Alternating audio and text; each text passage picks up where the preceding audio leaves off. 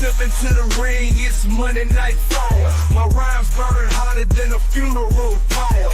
I'm the heavyweight champ, you can call me sire. Reviewing raw like a southern rap messiah. Crossing over lines like I'm Stone Cold Steve Austin. Flipping opponents like I'm Randy Orton. Dirty South flow, my words they be costing. Every verse I drop got them head nodding. Spit lyrical punches like a ruthless fighter. Got the crowd hype, I'm the crowd igniter. Breaking down the raw matches, no denier. Dirty style rap, I'm the Monday night supplier.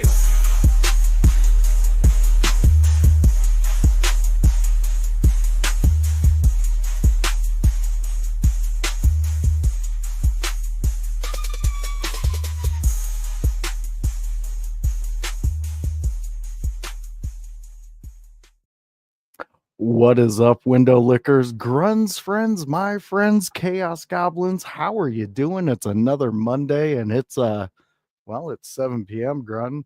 Do Yes. you know where your Monday Night Raw is? It is exactly 58 minutes away. Look at that. He's such a professional. Look at him. He's just the best thing going in podcasting today. And Grun, we had some things happen last night. So Yes, we did. You have the floor, my friend. You Okay. have your first couple minutes. Take it and have your fun. Ladies and gentlemen, last night was it was set to be one of the biggest Super Bowls in history because Kansas City had the opportunity to three-peat. And I don't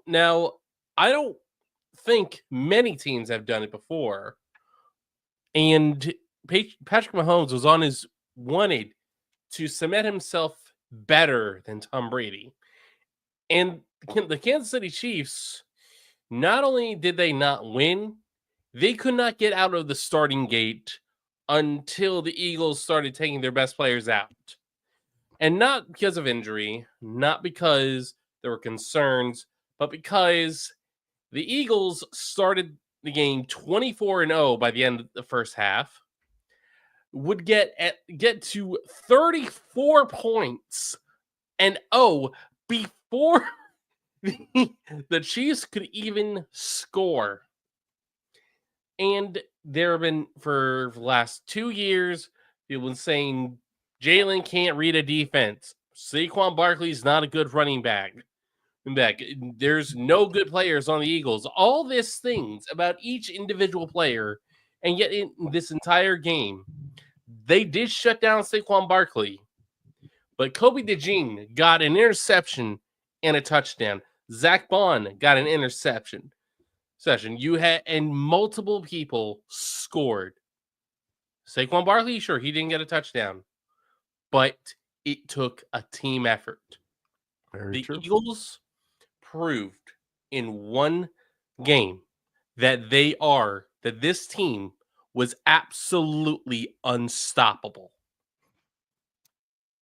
You know what, Grun? I'll agree with you, and I'll also go back to the first couple weeks of this NFL season when you were all down on your luck and you were cursing the Eagles. And I swore to you, Grun, I said, your Eagles are golden, man. They are going to be in the playoffs at least, and I foreseen them winning the Super Bowl. I mean, at least being in the Super Bowl. Yes. But the only reason I say that is because I am so partial to Saquon Barkley. I just think the dude deserves everything. And yes, they did shut him down in his run game. But like a true champion, a true competitor, a true teammate, Saquon threw blocks that made big plays. He threw his body in the line so his quarterback could have that extra second. That's what it took to make that win. And like Ken said, Kevin's dad out there, great to see you, longtime friend of the show. Defense wins games. You are 100% on that. We also got the boss chiming in. He chimed right in at Grun's time because, well, it was Grun's time. And, you know, Grun, it was a great game. I mean, well, if you're an Eagles fan. Yeah, if you're an Eagles fan. But if you're a fan of, like Ken brought up, defense in football, you're a fan of, I mean, 5 what was it, 5.5 sacks? 5.5 sacks on Patrick Mahomes the entire game. Yeah. Yeah. And Multiple interceptions. it just it did not work out for him. I mean, Travis No. Kelsey couldn't even get out the gate. Nope. They pretty much, I mean, I threw up his stats in the chat, and it was like almost unbelievable for Travis Kelsey. I mean, you just would not expect those stats. So, No. well, we're on to the brand new NFL season. Then we're going to take our time off for the time being, but the teams are going to be starting to look at who's coming up.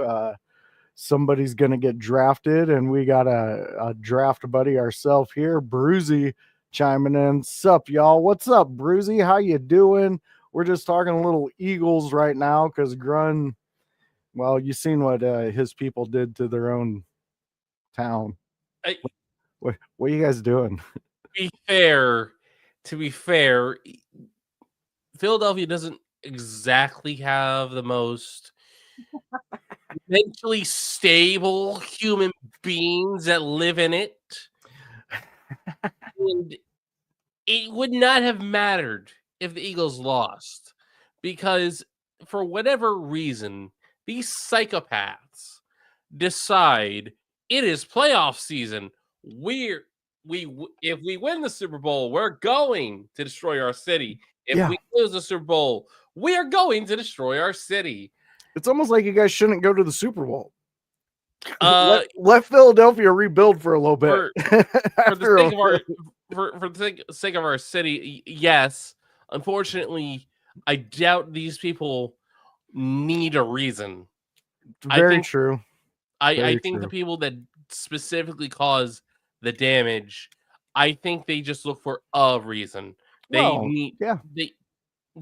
need much. The most they need is it was cloudy today. It was sunny today. These are not the best representatives of Philadelphia or any part of humanity. Fair point. Okay, so look, I do not condone what they do. I do not support it.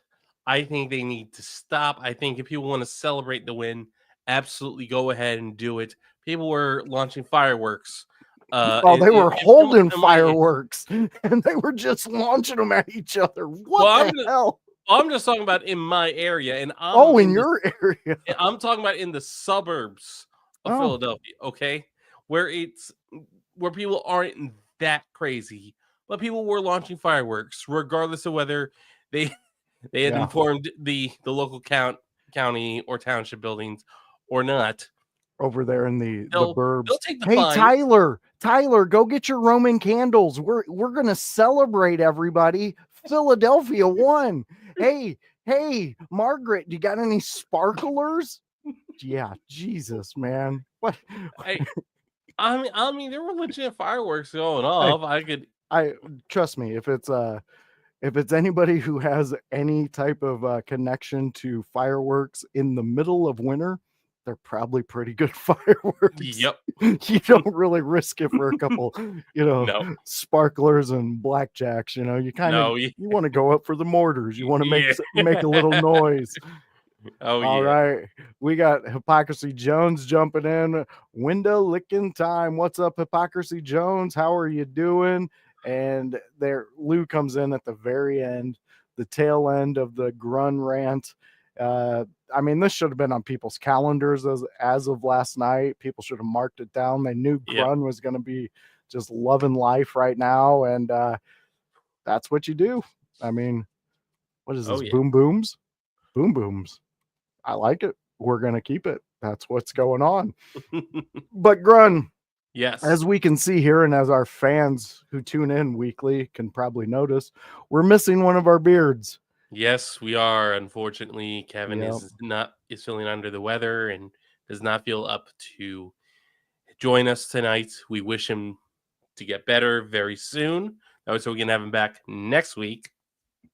Exactly. And Kevin always gives a good bit of insight. He gives that wrestlers aspect to what we talk about.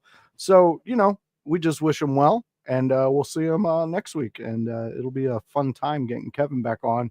But we are at Raw. Grun, let's talk about Monday Night Raw. Give me your overall thoughts on this Raw, fresh out of the Rumble. We're kind of looking at what's going to happen with the landscape here and there. But what was your overall opinion? Overall, my opinion of Raw looks like that we are getting a much clearer. I flipped them off. Don't worry. Yeah, I saw. Yeah, don't worry, Grun. I got your back. We're homies. Thank you. But I thought Raw, they made it very clear as to what directions we can expect them to go in with WrestleMania. Okay. I think we can look at Io Sky as a front runner to being Rhea's opponent at WrestleMania. Liv Morgan entering the Elimination Chamber, where that has the potential to cause some interaction between her and Alexa Bliss. So maybe that's the WrestleMania angle.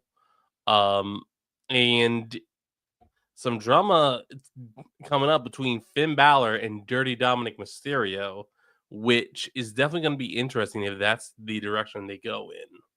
Yeah, I kind of want them to go that direction. Mm-hmm. I want to see it because I think both can really bring something to this. I think it'd be a very good match. I think it'd be great for Dirty Dom, regardless. That's what I was going to ask you. Yeah. Do you think that this is going to be more of a build for Dirty Dom in the future as opposed to Finn trying to get a win?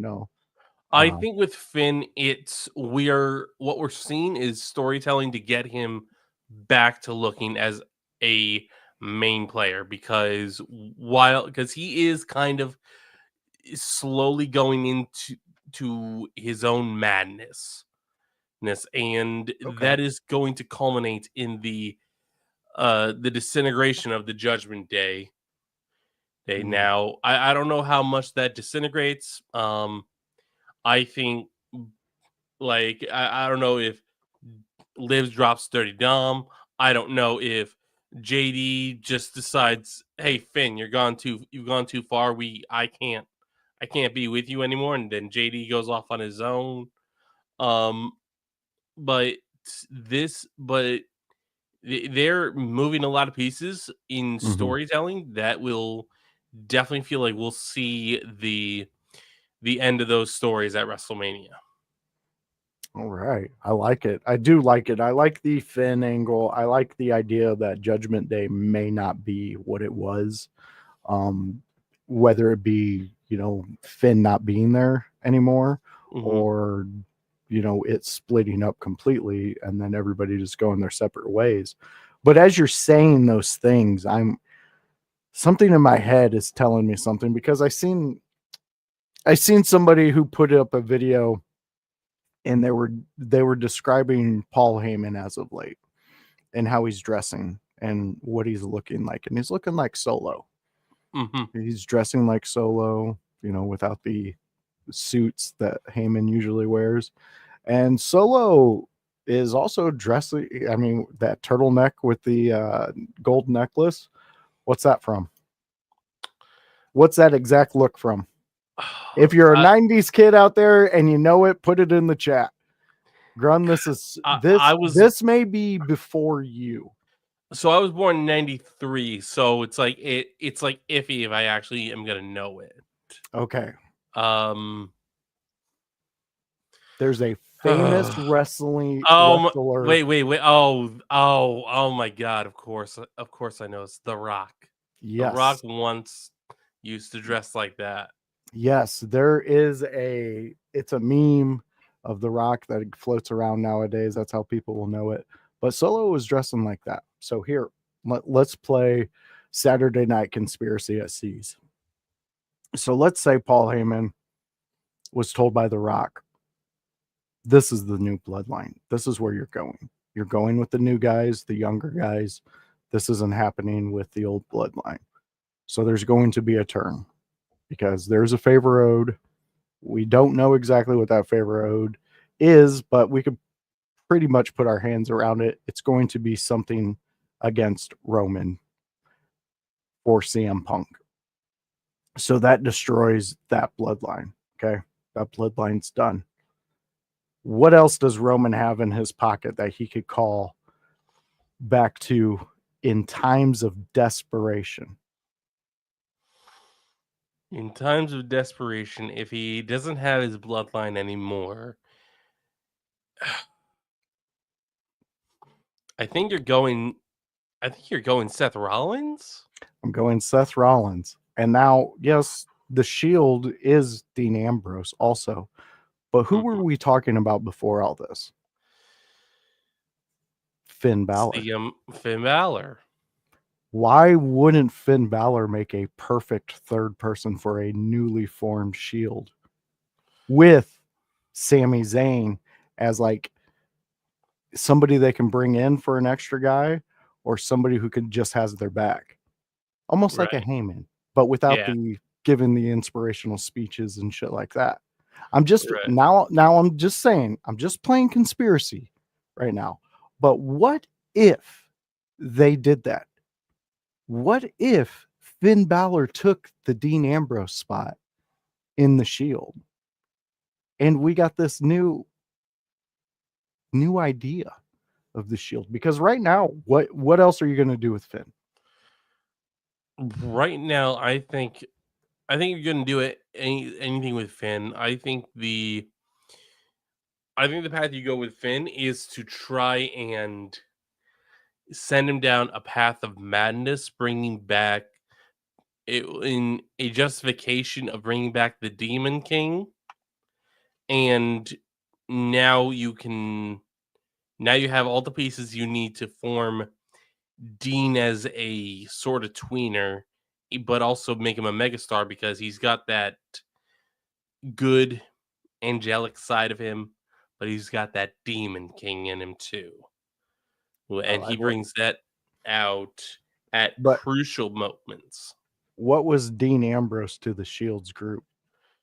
Back in the day, Dean Ambrose really was the mouthpiece of the Shield. The wild man. You He was really the wild know where man. he was going. You knew Roman was the muscle, the enforcer. He was the muscle. Seth was going to come out and he was just going to hit you as many times as possible. And then, then you never really knew what Dean. So yes, exactly. Brizzy, lunatic fringe. Exactly. So now I know I'm playing on Saturday time, but I think it would be an interesting thing because you could definitely play around in that world because it doesn't have to last long. No, it's just got to last until they have their final big match against the new bloodline, the established bloodline. And then after that, they go their separate ways. You have the Roman CM Punk, so they can finish that. You have Finn. If you play him right, he's going to look very powerful. Like, imagine they paint it as Finn Balor is the one who brings these two together. That would be quite insane, considering that Finn seems to be tearing his own group apart. And there's really no reason why Roman or Seth would listen to Finn. But if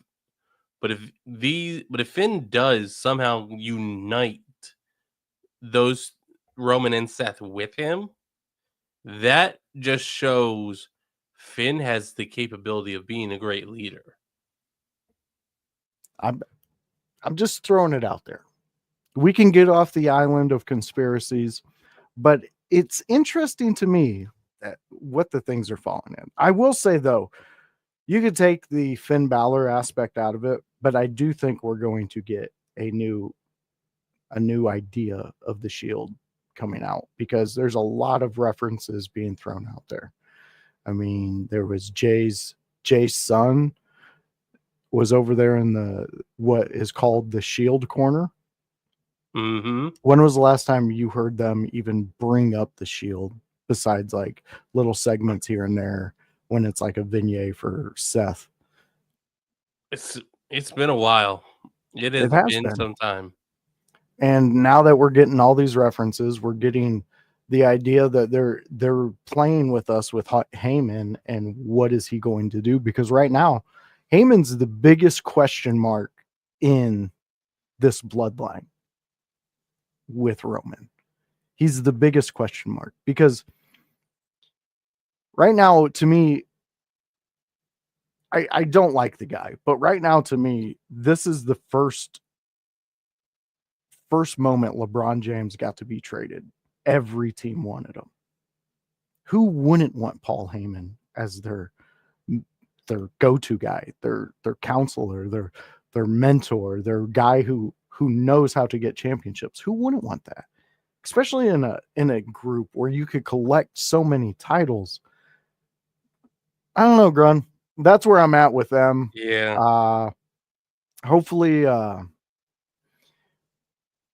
something comes of this. Here we go. Bruzy only really bring up the Shield when they talked about Luke Harper or Bray Wyatt's death, talking about the feud. Yeah, I mean, you're right, Bruzy. And that proves my point. They don't talk about it often, but now we're starting to get hints of it here and there. And Trips knows what he's doing. He doesn't say those things, you know. Oh, he fucking even played to the camera when he said it. So, Yep. you know, to me that shows that there might be something more to it. I mean, there's a good possibility Sammy would be that third guy, you know. Who knows though?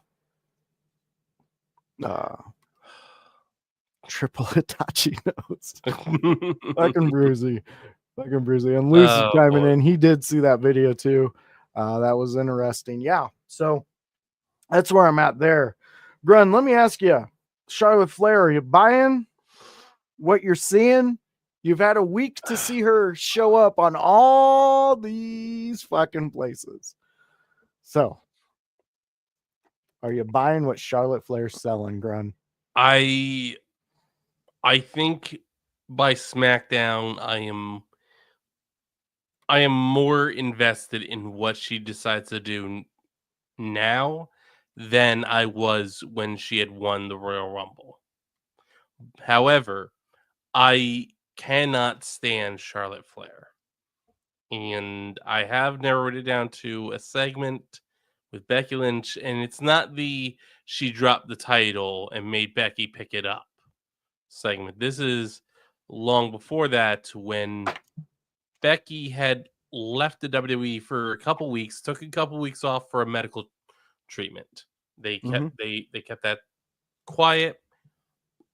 Charlotte decides to air the dirty laundry and inform people that on TV that she was having an abortion. I thought that's really scummy to do, to mention that. I don't care if it was Vince's idea. I don't care if it was Charlotte's idea. I don't think they should have done that. I think that was a real scummy move to do. I think that was nobody's business. Because if she got an abortion, that was her business. She's an adult. She can do it if she wants. Well, I mean, there's not much to disagree with. I mean, I agree with what you're saying. That definitely is a private matter and should not be brought up into where millions of people can talk about it. Yeah. So, all right. Well, I can understand that. Grun, but you did say that you are in a position though now after Friday, that you see what's going on.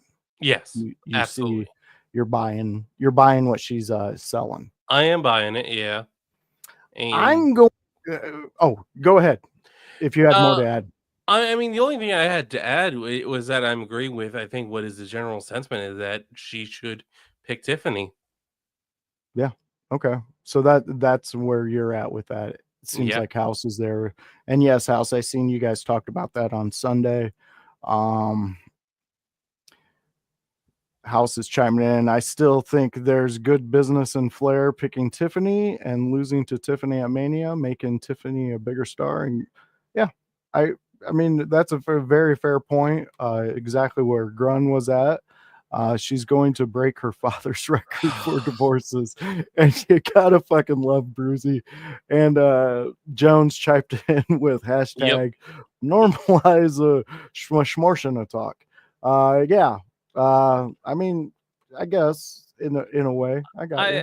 I got you. No, I see where he's agree with coming that. from. Yeah, I agree with that But I sentiment. see where you're coming from. That's Yes. not the place to normalize it. Not No, on a hot mic in the no, middle of the it ring. absolutely is not. Yeah. Not in it Charlotte definitely. Tiffany's money. Oh, Damn it, yeah, Brucey. 100%. Yeah, just always damn it, Brucey. Yeah. Here's my take, Grun. I'm Go ahead. not buying what she's selling. Really? Okay. I personally, I think that I understand where everybody's coming from. So again, this is my personal opinion. This is what I see. This is how I look at the angles. As of right now, to me, Charlotte isn't Charlotte. Charlotte is the shell of what she was. I mean, we are going to a point to where we're giving her this package and saying, well, if somebody beats you like Tiffany, then that ups Tiffany's stock. Yeah, in some games that does, but in my game it doesn't, because it's not Charlotte Flair. That's not the Charlotte Flair that we grew to hate. I mean, I rewatched her Monday night in-ring promo again. Everything about it lacks confidence. And something about wrestlers, no matter what your gimmick is, if you have the confidence to deliver that character, that gimmick, that story, I'm buying it. But I'm not buying this. Right. Even the NXT, not buying it. It doesn't sit well with me. The way she's trying, like that Monday night, she was expecting everybody to be like, "Oh my God, Charlotte, it's so amazing you're back. I can't believe it was. It's so amazing. Like, you were back a day and you won. You did an hour's worth of work and you won." Like, I can't do it. I don't like it. I just don't. It's unbecoming of a Flair. Mm-hmm. It is. And I'm sorry, but that's the character that they have built with that name. They're the ones that has a 80-year-old man still walking around and wooing and talking about how he's Flair. I'm Ric Flair. I can do what I want. And then his daughter's coming, I'm the queen of every. Okay, sure, you are. You were. Are you still? How's that knee work? how you run them ropes? Yeah. How you take a bump? I mean, I'm not trying to say. Jones is asking a good question. If not Charlotte, who and why? I don't think there's a who. Again, I'm going to go back to what I was talking about. I think it was a week ago. You can organically build Tiffy to the mega superstar without having mountains in front of her. She's already made herself the star she is. I actually think I have an answer to Jones's question. Give it to him. And I think it's I think this is actually perfect. Roxanne Perez is the answer, but here's the thing: they already made it clear that the NXT Women's title is a title that the Royal Rumble winner can challenge for. True. So why wouldn't Roxanne Perez say, I'm not gonna face you again, Julia, at I'm not gonna face you at Stand Deliver. I'm gonna bring you to where I belong, and that is embarrassing you on the grandest stage of them all, WrestleMania. I think the first time ever the NXT Women's title was defended at WrestleMania specifically, and not Stand and Deliver. I I'm not know recalling a WrestleMania moment with that. I know Charlotte won the NXT Women's title from Maria a few years ago, like 3 or 4 years ago. I can't remember if that was at Stand and Deliver or if that was WrestleMania.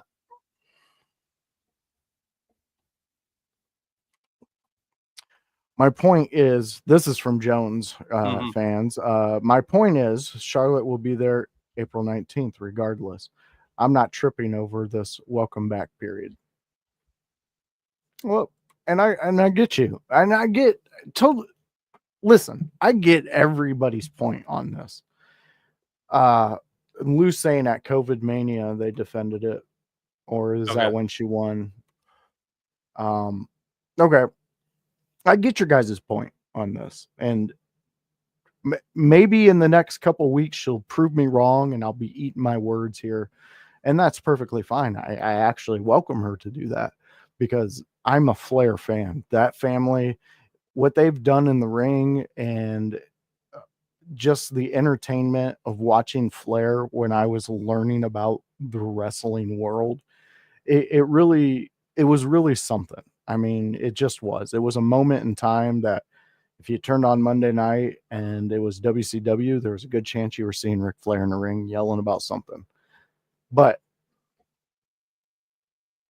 there has to be a point to where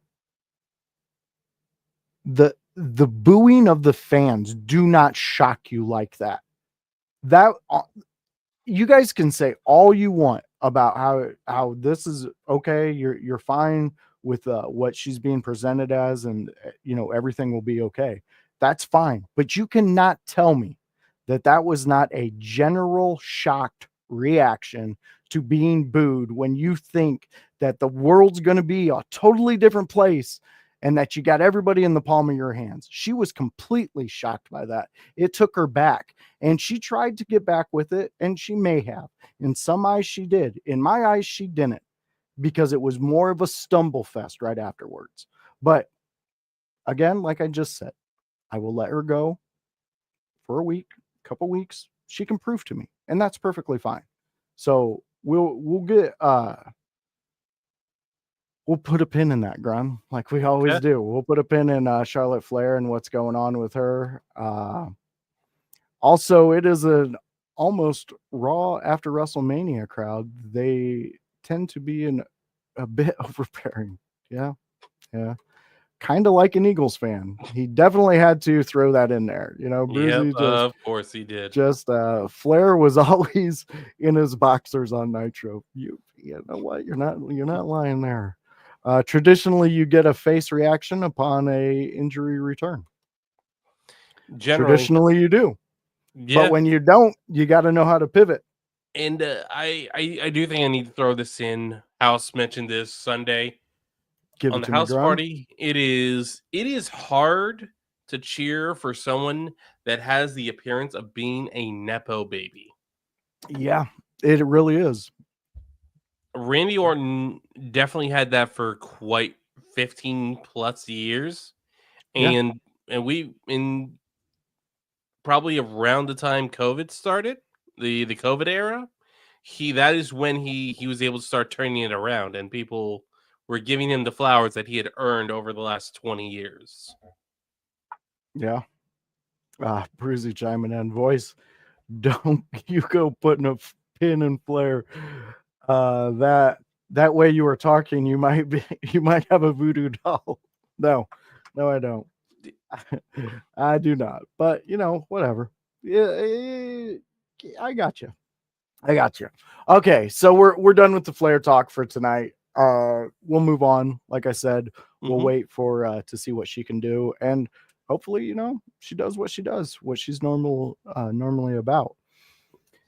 So, Grunmeister, that leaves Yep. us to, what do you want to talk about from this past Monday Night Raw? What's on Grun's mind for the Monday Night Raw? And we are 25 minutes outside the Monday Night Raw live on Netflix.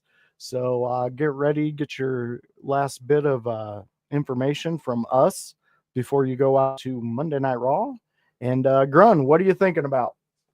I am thinking that we need to talk about Raw's main event from last week, and specifically the ending of the segment, and that is Sami Zayn. While he did fail to defeat CM Punk, he did receive a package pile driver from Kevin Owens. He did get that. He did get that. And this is very much looking like at WrestleMania, we are going to see Sami Zayn versus Kevin Owens in some sort of no disqualification style match.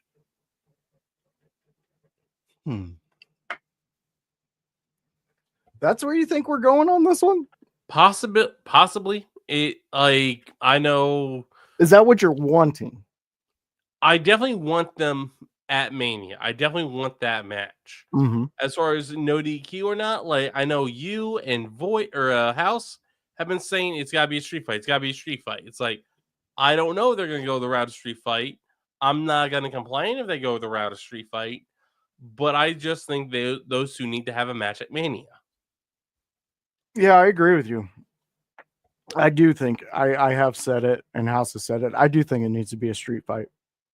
It needs to be the most diabolical, heinous thing. I mean, you want to, with this match, I want people to shield their child's eyes during some of it. I want to hear people say no. I want to hear people yell, "Stop, KO, Kevin, don't do that." That's what I want, because that's what this deserves. Kevin Owens has been doing whatever the hell he wants, honestly. I mean, he really has for a while now. And I think to kind of dampen that, because to me, I think they're going to give it the win to Sammy. Something tells me that Sammy will get that win against KO. I think they're getting ready to push him again. I think there's just something in the water, Grun. There is something there, and I'm realizing it too. And with where the Royal Rumble is next year, where none of us are too thrilled about it, but it is what it is. And it actually, now Jones, I can definitely buy that, because this can definitely help push Sami Zayn to being what I think he might be the one to win the Royal Rumble next year in Saudi Arabia.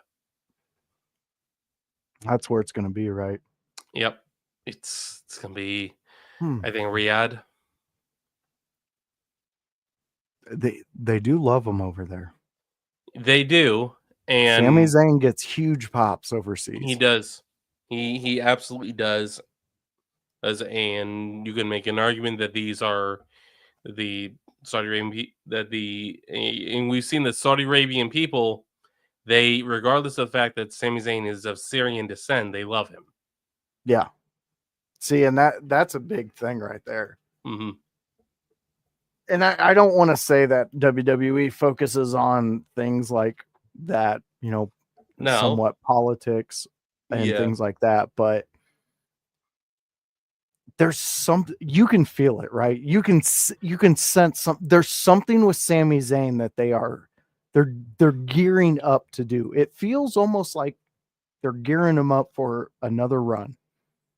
I think they are gearing him up for another run, and I think Sami Zayn,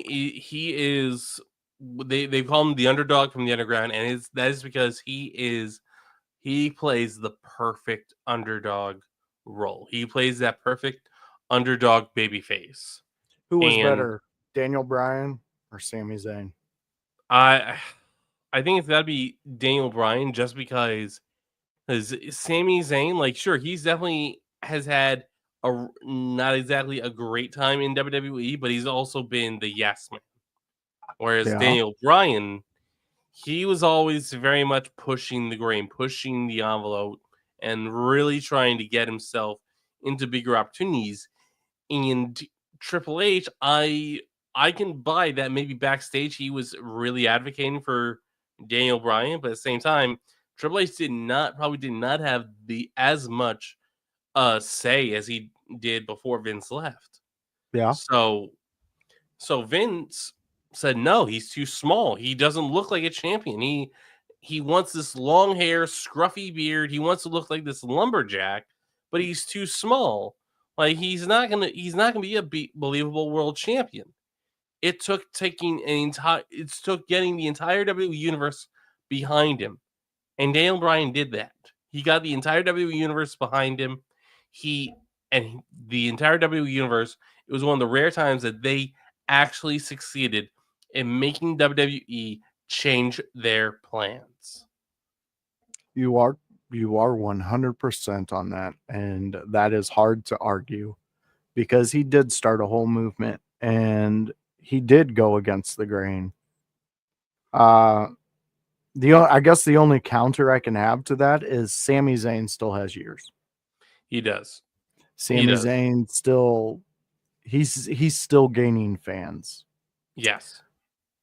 Daniel Bryan's on the tail end of his career. Yep. And well, actually, I do believe his in career is officially over. Is it? Yes. Do you know how sad that is? That I don't even know that, like off the top of my head. Do you understand how sad that is? No, that is definitely sad. I just happen that's probably the one thing that I know that happened in AEW in the last 12 months. One of the few things I know. Fans, while you're in the chat, if you're out there in the chat, let us know. Who do you think's the needle mover, the big face? Who plays it better? Is it Sami Zayn or is it Daniel Bryan? Now, while we're talking about that, Daniel Bryan changed, like you just described, he changed an entire universe. Mm-hmm. He did. And he got them behind him. Much like the smaller guys like Guerrero. Fans were behind him. Honestly, if the fans weren't so behind him the way they were, I don't think Vince would have put that title on him. Benoit's the same way. Yep. The fans were just behind him. And then you've seen it. To me, Daniel Bryan seen that as a younger man and then knew there's a possibility. Someone's already stepped there. I can step right on top of there. And it's not a big deal because we've seen what Daniel Bryan did. I mean, he got people to love him so much that they yelled until he got a title. And then he switched it up. And then he became this arrogant vegan dude who had everybody turning against him. But everybody still loved what he did in the ring. Yeah. I mean, but you see, he created that friction. It was like, okay, so we talk about LA Knight a lot in his title run and how it fell flat, right? Mm. Because he rode that wave of everybody liking him and everything. And then that wave it kind of gets smaller and smaller because the energy runs out of it. Well, that was the same with Bryan. But what did he do? He went against the grain with the fans. Yeah. And he kept himself relevant in that moment and changed it up. So we got Jones chiming in. He's giving it to Sammy. Jones, I like it. And I believe the bloodline story was supposed to be a lot different. Sammy he's got a point there. Yeah. He does have a very, very good point there. Sammy was not supposed to be in it. He wasn't supposed to be anywhere near it. Sammy pushed for it. Fans pushed for it. Roman started pushing for it, and Paul Heyman started pushing for it. Vince allowed it, let it simmer, gave it a chance to see if it had any steam, and it did. The small little reactions between Roman and Sammy got people excited. It got people tuning in more. So Vince allowed it to keep going. And in a very rare and almost unheard of situation, Vince allowed Roman and Paul Heyman to have complete and total control over their segments. And nowadays, that is not I'm not gonna say people have full control, but they have a lot more say than they Yeah. did before. That they have that ability to put input without fear of getting backlash. Exactly. They won't get backlash. They might get different That's not going to opinions. work, Yeah. or a way to make it work in a different way. There's something. Yeah. There's going to be compromise. Yeah. They're not gonna. But back in the day, it did not happen. No. No. Did not happen at all. No. And just like you said, like they nowadays, what you would see is the producers, the writers, whoever, they would look to help say, all right, I see where you want to go. I don't think that's going to work, but here's something we can do that's some similar, like you say, compromise. They don't look to, no, your idea sucked. Here's my idea. They say, let's talk and figure out what we can do that's going to work. It's so funny that we found through Vince that he was the no. It's not going to work. This is what we wrote. This is what, and then he would change it how he seen fit. Exactly. And then you have the opposite side of that coin, and you have Tony Khan over there just saying yes to everything. Yep. So Mercedes Moné has 9,000 titles. Why doesn't she have every title? Why don't they just give her the men's titles too? So I think that is where his cocaine addiction does not. He's able to hold himself off. Like, hold on, if I put the AEW women's title on her, it's gonna make me look really bad. It's gonna make the company look really bad. So we can't. However, she can have every other women's title that's not associated with AEW. So you're like, hey, because you know what? I wouldn't put it past Tony Khan that if he called up Emerge, he'd ask them, hey, you guys got a women's title? We want to put it on Mercedes Moné. Yeah, she's gonna be there once every 6 months. She might defend it on one of your shows, but you'll know that she is the Emerge Women's World Champion. Hey, everybody out there, if you're associated with Emerge Wrestling, let them know. Grun's out here making deals with AEW. Hell no. He's bringing Mercedes Moné over there. Oh, Jones chiming in. I bet Moné beats Storm after she gets. Yeah, probably.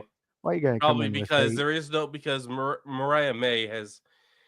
She shouldn't have beaten Storm so quickly.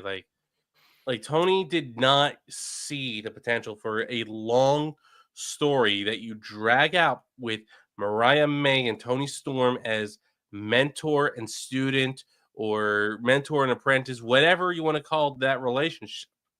And you drag it out, you can have them both be champions at the same time, or even have them be tag team women, AEW women's tag team titles holder, or whatever. Like there is so much story you could have done to build up and get Mariah May ready for a match against Tony Storm, and then at Double or Nothing or All Out or All In, you do a couple years down the line, you do Mariah May versus Tony Storm, the grand match. And you know what, Jones? Like it's a matter of opinion. I think of it as what got me back interested in WWE, and it was the Bloodline storyline. It was how long the story was going and how it kept me interested all along the way, and how special that is. And I do believe that it can be done with women wrestlers as well. It just needs to be the right women. It just needs to be the right scenario, the right situation. And I think Tony and Mariah, I think they could have done exactly that. Have a couple-year-long story that culminated in a big championship match that saw Mariah May defeat Tony Storm. But we got to go back 8 months ago, guys. Mm-hmm. And I know this was a discussion in your house discussion. Tony Khan came out and said he is not focused on stories whatsoever. No, he doesn't. He just wants to show you a big bang boom match and then take your money and get out.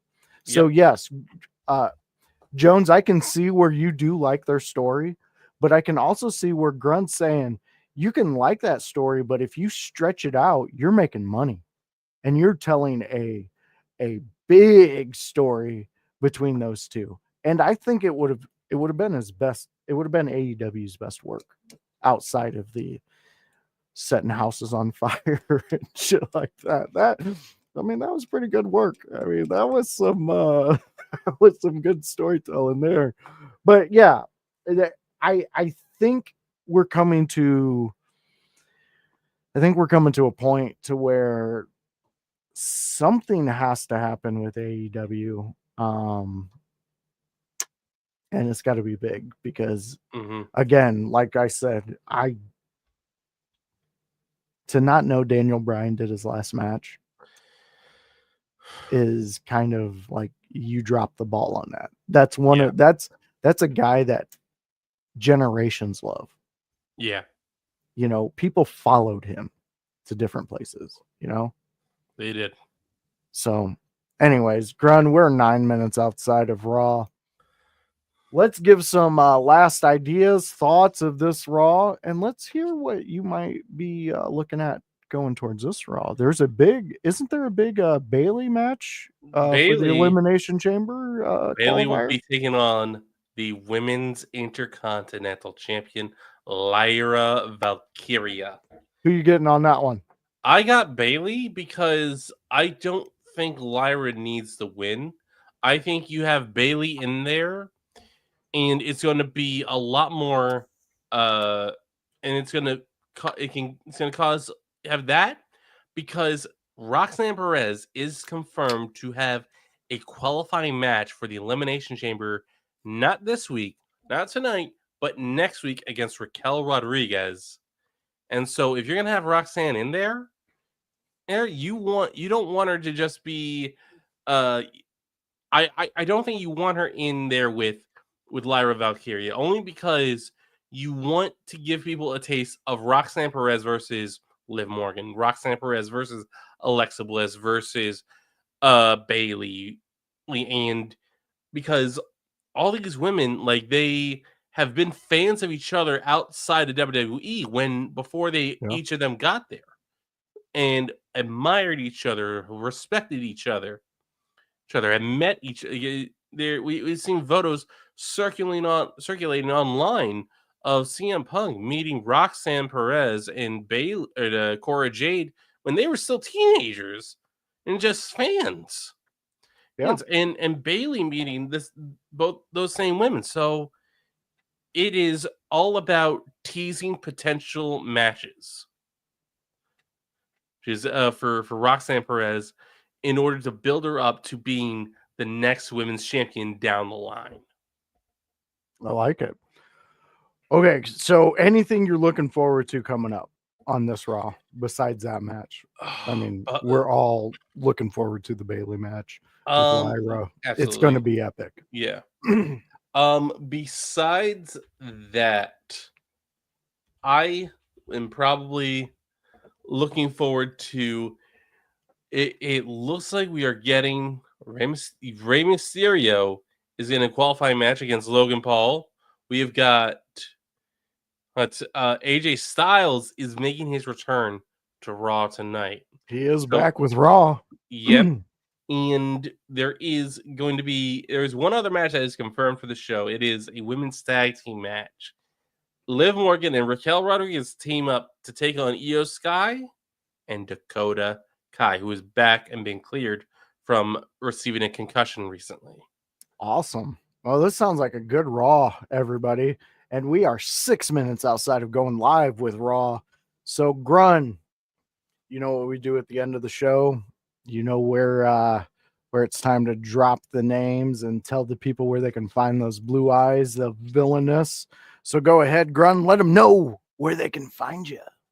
You can catch me at twitch.tv/grunmeister, where I will be streaming every Friday with the Grun's Room SmackDown Preview Review Show. And the hell did you do? He has... Okay, ladies and gentlemen, I do not fight squirrels in the streets. I do not.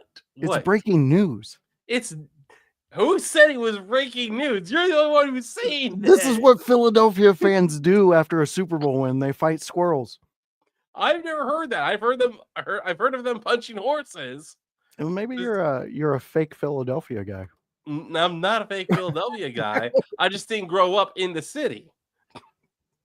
Okay, so I don't have that craziness in me. All I know is I got the breaking news. Okay, sure you do. Sure you do. Well, I talk my Grun's Room SmackDown review on Friday, 7 p.m. Eastern, and I give you the rundown of previous week's SmackDown and give you my thoughts on that night's SmackDown.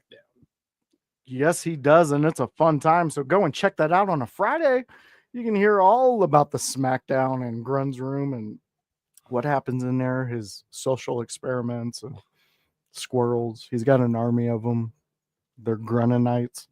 It's weird. But if you want to catch more of me, you can catch me here every Monday night with my friends. Kevin Calloway is not with us tonight, but he is with us all the time. So catch him next week when he comes back to the Monday Night Raw preview review show with Grunmeister, the blue-eyed villain, Kevin Calloway, the Chaos Goblin, and me, Joshua Joseph, the voice. We do this every Monday, and you can be a part of it. So come join us and be like the crazy people we have in our chats. They've been lighting us up all episode. So outside of that, you can catch me on a Friday where I get extreme with House. Me and House, we go live at 5 and we get extreme. We are going back in time with ECW Hardcore TV, and it's been a blast. So come join us on a Friday at 5 p.m. When you're driving home, pop us in, listen to what we have to say, have some fun, hear a great ECW TV show that was just fantastic. So that, again, that is 5 p.m. on a Friday. And then on Sunday, it's a house party.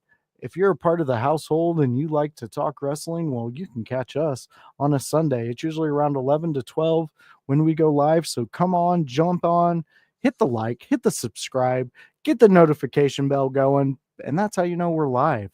Outside of that, friends and fans, we have a Saturday episode of Conspiracies at Seas coming up, and we are talking to a Freemason this weekend. So get your questions, get ready, and come and hang out with me, Viking Storm and Luna. And also, always click, like, and join up with Dear Pro Wrestling, where you can catch our friends, Kevin Calloway, Paragon, and Relentless Ray Larson, and you can have some fun, and they will talk to you about wrestling. They actually do some really good work. They talk a lot of different aspects from their vision as professional wrestlers, and they love to hear from you guys. So jump on their bandwagon and join that. You also got the Raw Deal with House and O'Neill on Wednesdays, where Annie O'Neill and House talk Raw. They fact check us like we've been saying for weeks, and now they're finally acknowledging that moniker that we have adorned them. So check them out. That's usually, I think they go around 6. It's usually around 6, 7 on a Wednesday.